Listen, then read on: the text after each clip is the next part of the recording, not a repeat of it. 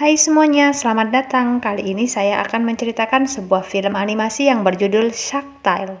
Film ini bercerita tentang seekor hiu yang berteman dengan seekor ikan di dalam laut.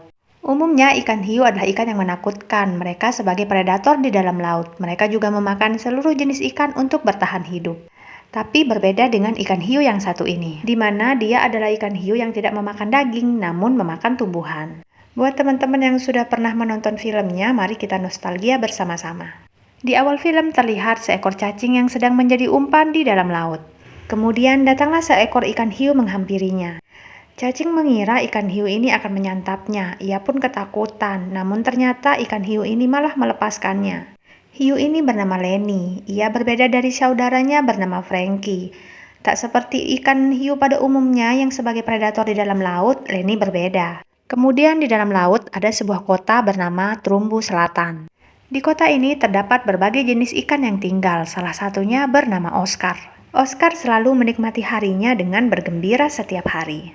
Karena dia memiliki sebuah mimpi, suatu hari nanti akan menjadi superstar yang kaya dan terkenal.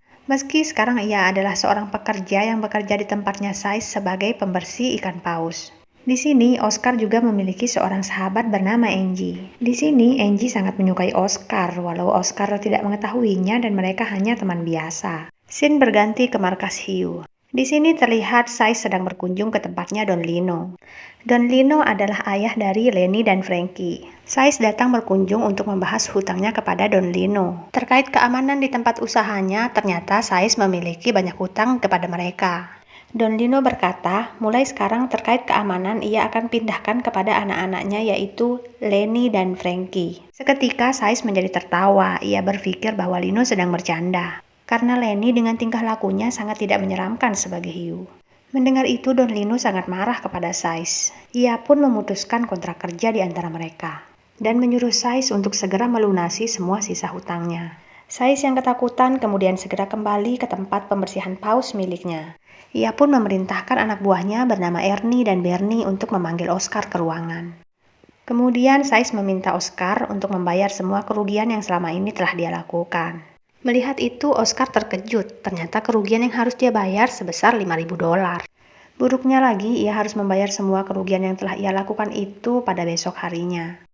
Karena bingung, esok malamnya Oscar bercerita kepada sahabatnya yang bernama Angie. Angie yang melihat Oscar dalam kesulitan kemudian mencoba membantunya dengan memberikan sebuah mutiara peninggalan dari neneknya.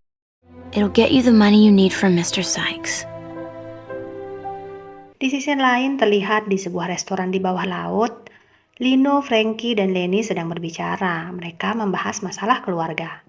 Just handing over the business. It's for you. It's for both of you.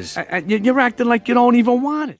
Di sana, Don Lino meminta Lenny untuk memperbaiki sikap dan tingkah lakunya, supaya ia bisa menjadi hiu yang menakutkan seperti kakaknya Frankie.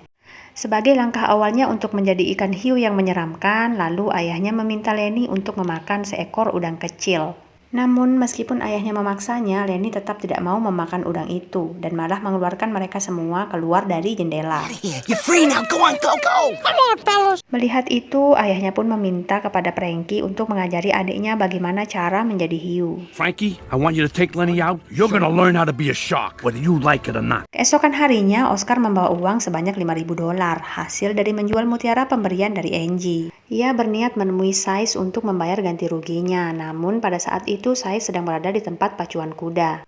Di dalam perjalanan, Oscar tak sengaja mendengar pembicaraan dua pengunjung di pacuan kuda. Mereka mengatakan kalau pertandingan kali ini sudah diatur. Pemenang pertandingan itu pasti adalah kuda bernama Lucky Day. Tonton kelanjutannya di part 2 ya, terima kasih.